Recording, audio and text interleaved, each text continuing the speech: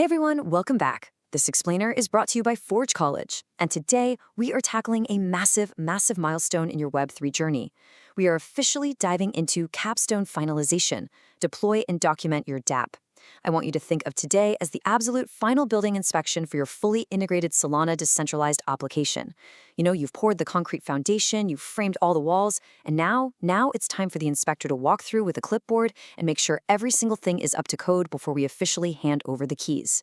So let's just jump right into it. Just to put things in perspective, look at how far you've actually come in this capstone project for your full-stack Solana dApp. In the past, you built out some seriously complex ecosystem protocols.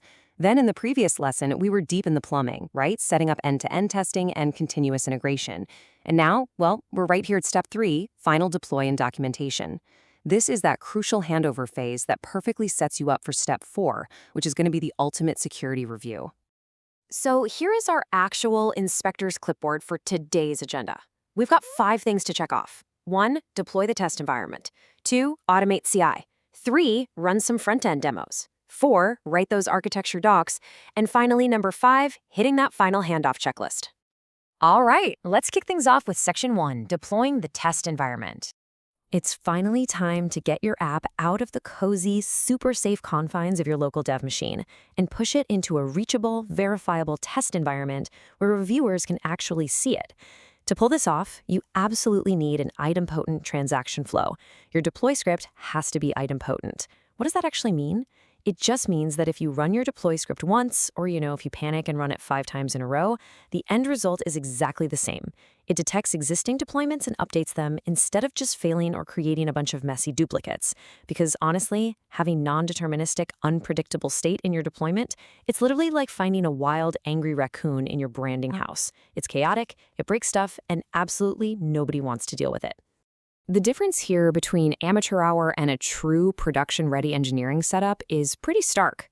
A bad deployment, that relies on manual clicks, frantically typing things into terminal windows, and just hoping that fragile third-party states perfectly align.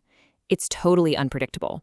But a good deployment is a pristine, fully automated idempotent script.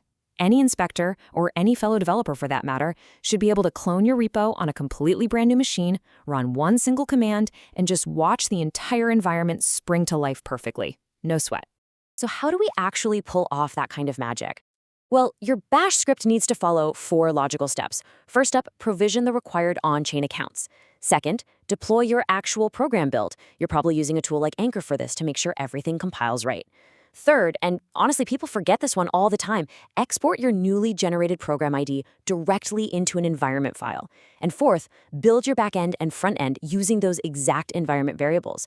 Doing this creates this beautifully reproducible loop that works every single time, completely taking human error out of the equation.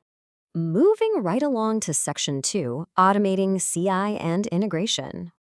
Look, it's one thing to just say your code works, but it is a whole other thing to prove that your deployment actually holds up under pressure using continuous integration.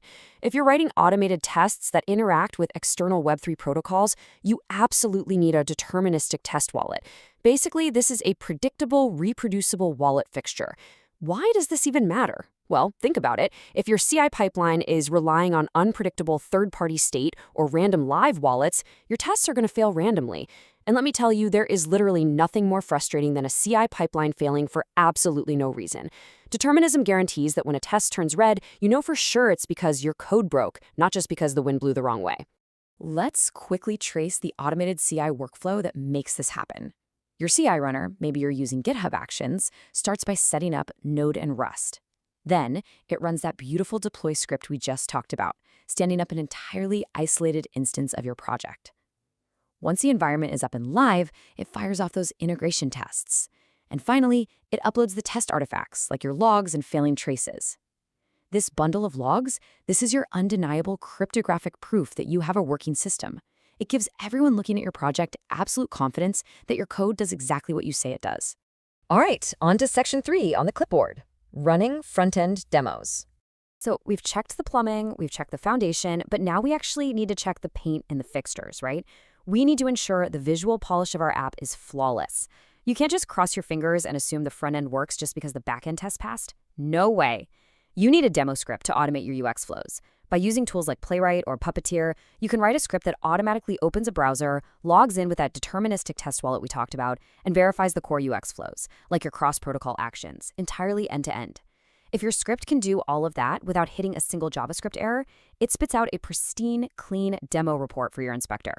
Which brings us to Section 4, Writing, Architecture, and Docs. Welcome to the paperwork phase of the inspection. I actually like to call documentation the vegetables of programming. We all know it's incredibly good for us, we know it makes us stronger engineers, but sometimes we really don't want to eat them. But to pass this capstone, you gotta clean your plate. Your first big serving of veggies is the architecture file. This cannot just be a basic list of files in your repo. You need data model diagrams, a really clear rationale for why you chose your specific protocol adapters, step-by-step deployment instructions, and a CI runbook.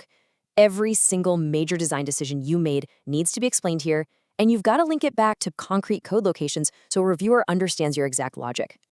Next up is your maintenance file. Think of this as the official handoff manual for the new building owner.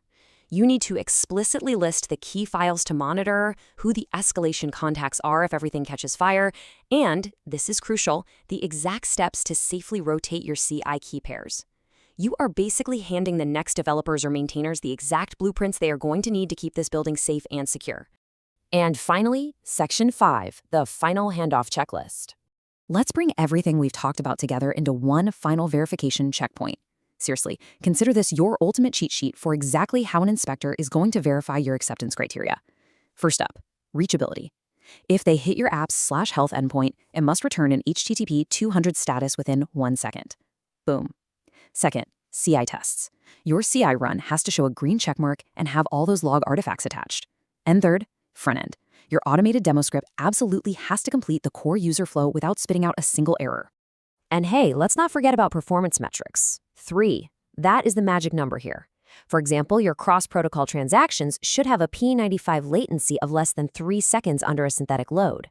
And just in case you're newer to that term, P95 just means that 95% of all user requests must be totally completed in under 3 seconds. This proves your dApp doesn't just technically work, it proves it works incredibly efficiently at scale. So when you actually walk up to the inspector's desk, these are the exact physical artifact files you must present to pass the capstone milestone. You need a text file of your deploy output, your bundled integration logs, the automated front-end demo report, your performance results, and of course, your 2 documentation markdown files. If you've got all of these, all nicely packaged up in your repo, you are golden. I want you to take a second and just let this quote sink in. Reproducibility, observability, and clear rationale. These right here are the 3 core principles that elevate a dApp from just being some weekend side project into a serious production-ready application. You have to ask yourself, can anyone reproduce it? Can we clearly observe when and why it fails? And is there a rock-solid documented rationale for exactly how it was built? If you followed all these steps, then honestly, massive congratulations. The milestone is officially complete. You have effectively bridged today's victory lap right into your very next challenge. Because you now have a clean, documented, and fully testable environment, you are perfectly prepared for the Solana Security Architecture Overview, which is where we're going to dive deep into threat modeling and system hardening. So I'll leave you with this one final question to chew on before you submit your project. Are your artifacts genuinely tidy, and is your deployment truly reproducible for that ultimate security review? Make absolutely sure you can answer that with a confident yes. All right, this explainer was brought to you by Forge College. If you want to dive even deeper into this subject, really master these deployment pipelines, or just explore other incredible Web3 topics, be sure to visit forge.college to learn more. Happy building, and I will see you in the next one.